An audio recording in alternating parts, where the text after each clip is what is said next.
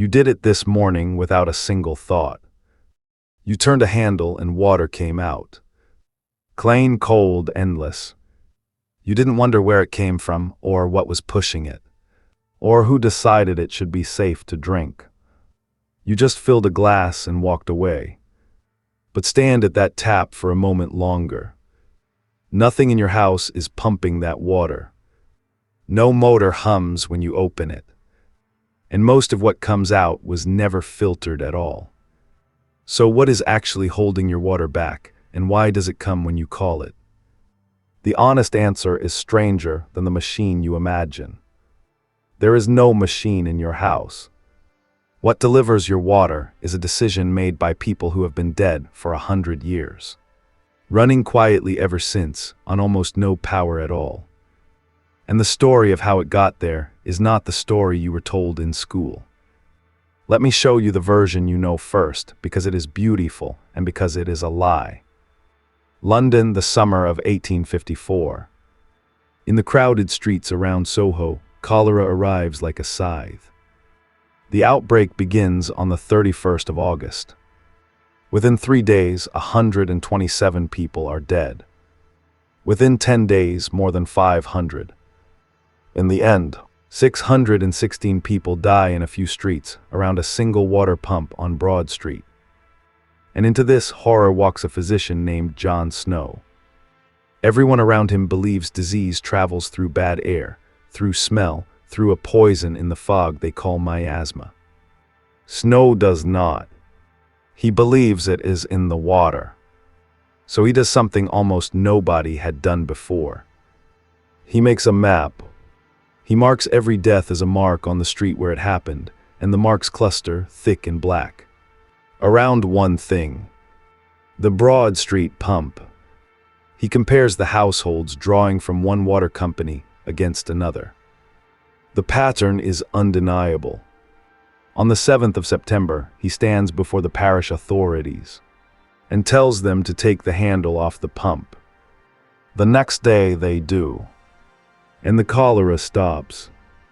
It is the founding story of modern public health. One doctor, one map, one pump handle, and a city saved. You have probably heard it. It is on posters in hospitals. And here is the problem with it. The outbreak was already dying before the handle came off. Snow knew this. He was too honest a scientist to pretend otherwise. In his own words, the attacks had so far diminished before the use of the water was stopped, that it is impossible to decide whether the well still contained the cholera poison in an active state. He did not save Soho by pulling a lever. The people who could flee had already fled. The dying had already slowed. Removing the handle was right, and it was brave, and it may have changed almost nothing about that particular week. And there is a detail the poster never mentions. Working alongside Snow was a local clergyman, the Reverend Henry Whitehead, a man who did not even believe Snow's theory.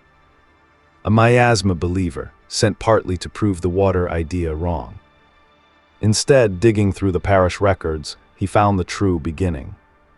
The well on Broad Street had been dug 3 feet from an old cesspit. The cesspit had begun to leak. And the very first case, the index case, was a baby sick with cholera, whose washing water had been poured into that leaking pit days before the outbreak began. The pump did not spread a mysterious poison in the air. It served a city its own sewage, one glass at a time. So the real lesson of Broad Street is not the heroic pump handle. It is quieter, and it is this. The thing that was killing people was invisible. It was in the water, and nobody in charge could see it. Keep that in mind, because it is the whole problem that the next 50 years had to solve. Not how to be a hero in one dramatic week.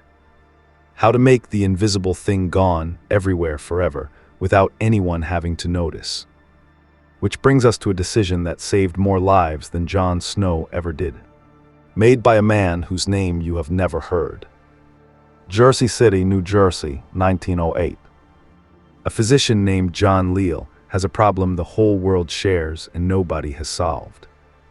The city's drinking water, drawn from the Boonton Reservoir, is making people sick with typhoid. Filtering it would take years and money the city does not have. So Leal does something that, at the time, sounds insane. He decides to put a poison in the public water supply. On purpose, without telling the public first. The poison is chlorine. In tiny, calculated amounts, in the form of a dilute solution of chloride of lime. Leal is convinced it will kill the bacteria without harming the people who drink it. He is so convinced that he hires an engineer named George Fuller and tells him to build a plant to dose the entire city's water. And Fuller builds it in 99 days. 99 days from decision to a working chlorination plant treating an average of 40 million gallons a day. It comes online on the 26th of September, 1908. The first time an entire American city's water was deliberately disinfected.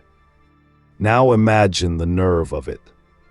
He has quietly added a chemical to the water of tens of thousands of people, and he waits to see if he was right. He is taken to court. The trial opens that same September, and the judge, Justice William Magee, has to decide whether this man is a visionary or a menace. In 1910, the ruling comes down. The court finds that the device is, in its own words, capable of rendering the water delivered to Jersey City pure and wholesome, and effective in removing from the water those dangerous germs. Leal was right, and he had never patented it. He gave the method away so that any city could copy it for free. And they did, faster than almost any technology in history.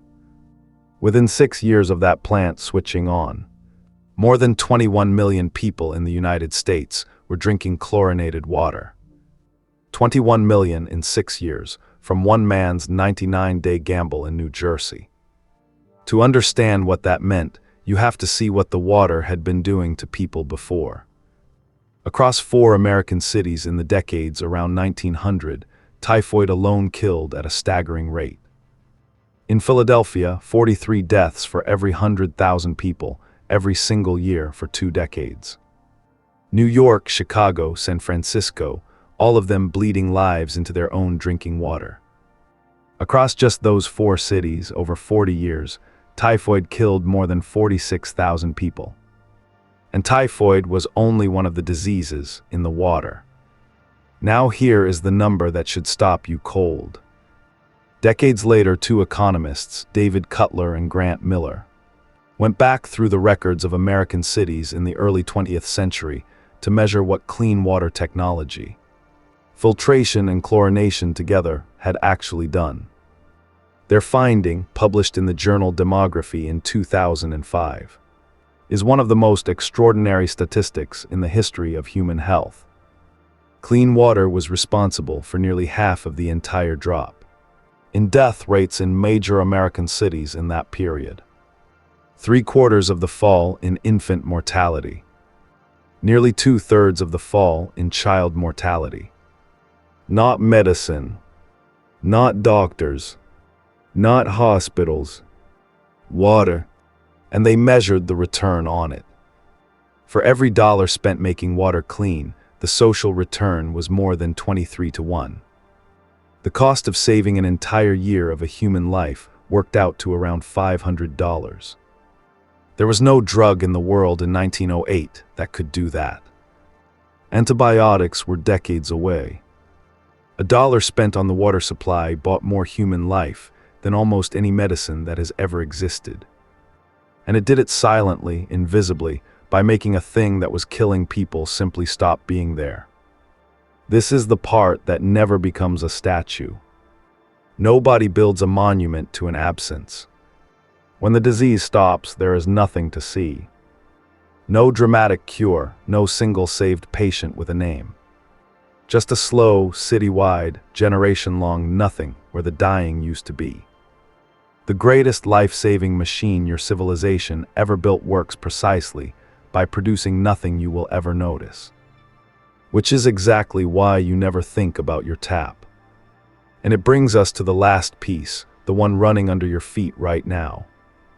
Because you might assume that all this water, delivered clean to millions of people, must be forced through the pipes by enormous pumps, burning enormous power day and night. For most of the largest system in America, it is not. Take New York City. Roughly 1.1 billion gallons of water a day, delivered to 8.5 million people. And about 95% of it arrives by gravity alone. Only around 5% is ever pumped. The water starts in reservoirs in the Catskill Mountains, higher than the city, and simply runs downhill. Through aqueducts as long as 125 miles, through 7,000 miles of tunnels and mains, and arrives at your building with enough pressure to climb the stairs on its own. 8.5 million people, watered almost entirely by the fact that rocks upstate are higher than Manhattan. And 90% of that supply, the water from the Catskill and Delaware systems, is never even filtered. It is so well protected at the source that it is treated only with disinfection, chlorine and ultraviolet light, and sent straight to the city.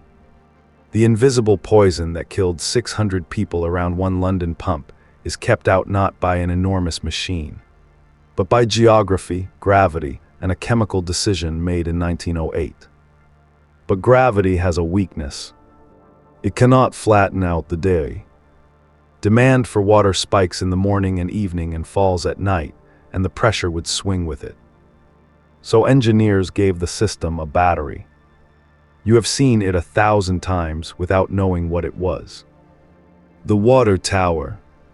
A tower does not clean anything or pump anything. It is a store of pressure. Water is pushed up into it during the quiet hours, often at night when power is cheapest. And then during the day it falls back down under its own weight, holding the whole system steady. And when the power fails completely and every pump in the city goes dead, the tower keeps the water flowing, on nothing but the height of the water inside it. A battery that runs on gravity, that never needs charging, that works in a blackout. And the scale of what it quietly hands you is easy to miss. In England, the average person now uses about 136 liters of water every single day. Not once, not on a hard day. Every day. You drink a tiny fraction of it.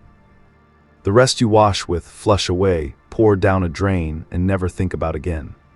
Because it is always there, and it is always clean, and it costs you almost nothing. There is no other resource in your life you treat with such total, unthinking trust.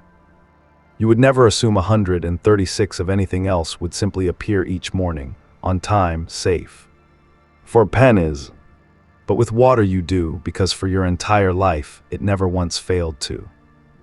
It is not a perfect machine, though. In England, nearly 19% of all the water put into supply leaks straight back, out of the ground through aging pipes before it ever reaches a tap. In London, more than half the pipes are over 100 years old. Thames Water alone runs some 31,000 kilometers of mains, moving over 2.5 billion liters a day through a skeleton the Victorians laid down. The law does not even promise you much. In the United Kingdom, the guaranteed minimum pressure is just 7 meters of head, less than 1 bar. And if a company fails it twice in a month, they owe you £50. That is the whole promise. Enough water standing high enough to reach you. And still it holds. Every morning in cities of millions, the water comes when you call it. Not because anything in your home is working. Because a physician in London was honest about what he could not prove. Because a doctor in New Jersey risked prison to put chlorine in the water and gave the method away for free. Because someone decided to pile reservoirs in the mountains and let the weight of the world do the rest. So the next time you turn that handle, stop just for 1 second before you walk away. Nothing is pushing that water. No motor. No machine you can see. What comes out of your tap is falling toward you out of the sky and the hills, cleaned by a decision older than your grandparents', held up by a tower that runs on nothing. delivered by engineers who have been dead for a century and are still, quietly, keeping you alive. You will fill your glass. You will drink it without a thought. And exactly that, is the machine working perfectly. The greatest thing your civilization ever built for you, and you were never meant to notice it at all.